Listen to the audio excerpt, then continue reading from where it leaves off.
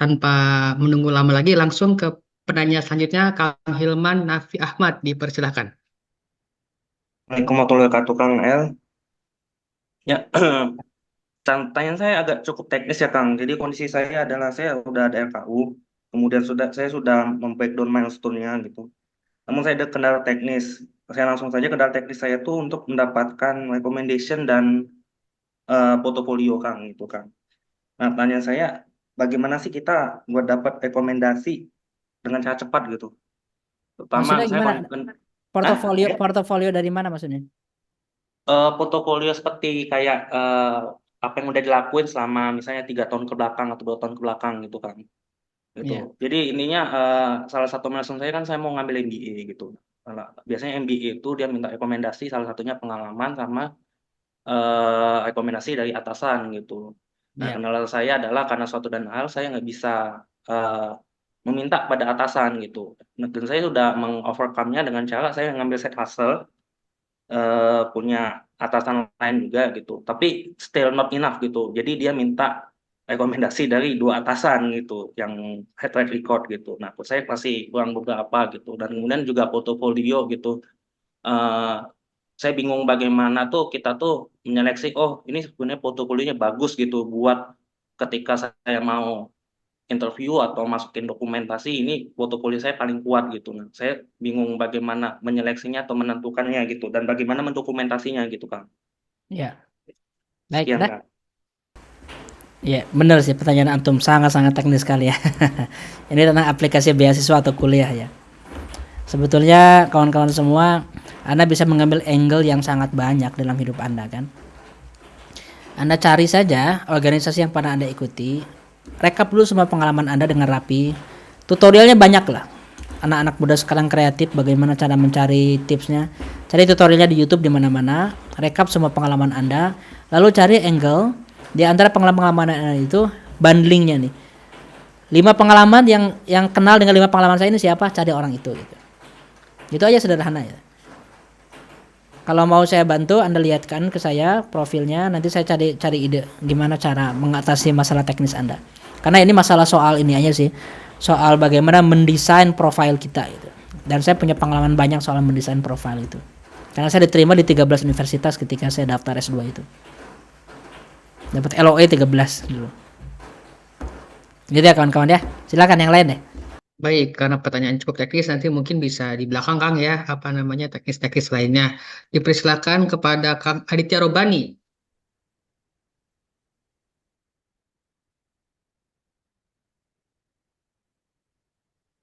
Masih mute ya.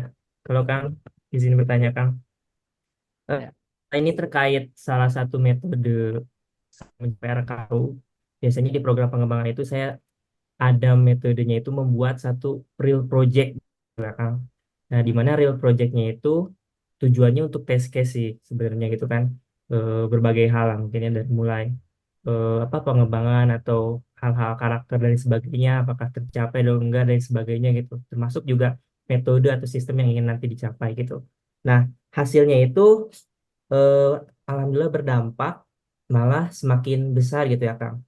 Jadinya itu eh, kebingungannya itu gini Kang, ketika program tersebut atau proyek tersebut itu makin luas gitu, saya tuh kebingungannya sampai berapa lama sih harus mendampingi si proyek tersebut, karena kalau ditinggal sayang juga gitu nanti berhenti, tapi di sisi lain saya juga harus melegasikan proyek ini supaya bisa diteruskan gitu ya, nggak berhenti begitu aja.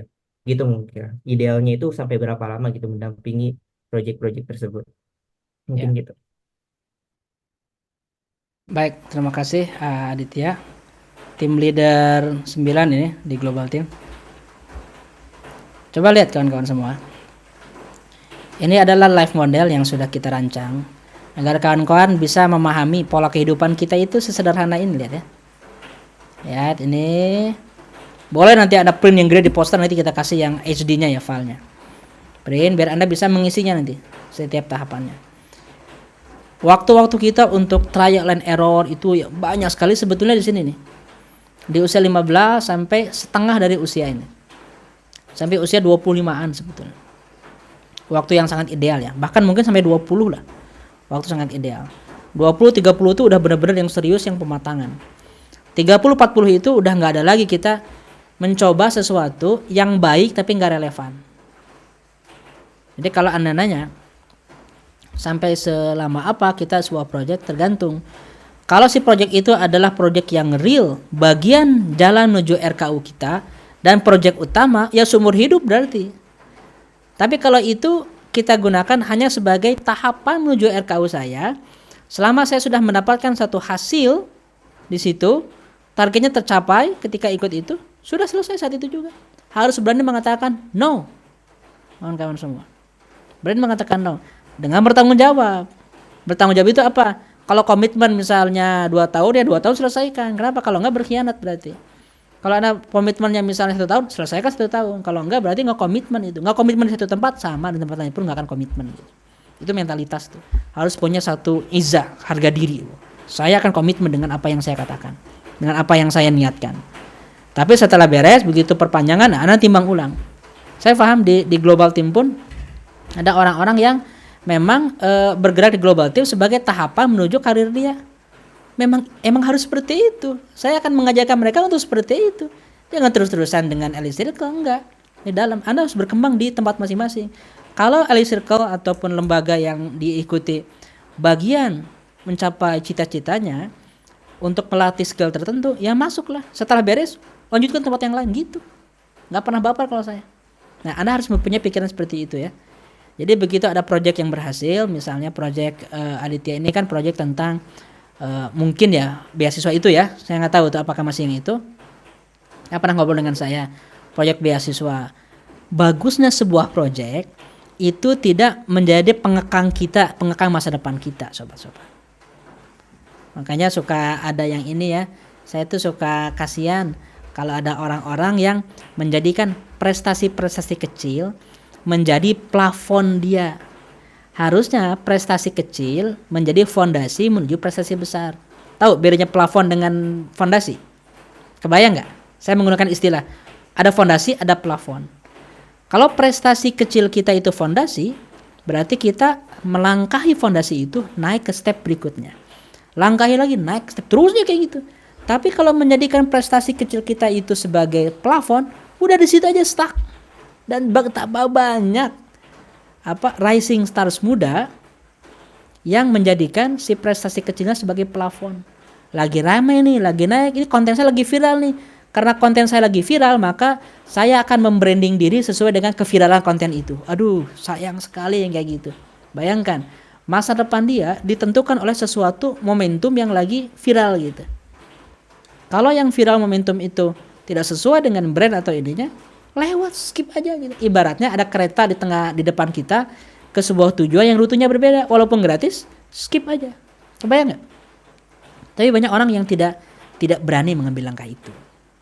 Termasuk di beberapa kontestasi politik juga sangat menyayangkan gitu. Hanya gara-gara beberapa konten yang viral menjadikan narasi perjuangannya dengan konten viral itu. Itu miris sekali gitu. Sayang sekali kalau kayak gitu sobat-sobat. Jadi Anda mendesain sesuatu karena Anda sadar, Anda inginkan ini penting. Bukan karena orang lain menganggapnya penting. Atau bukan karena orang lain menghargainya, ya. Gitu, itu prinsip kehidupan, sobat-sobat. Silakan ada yang lain?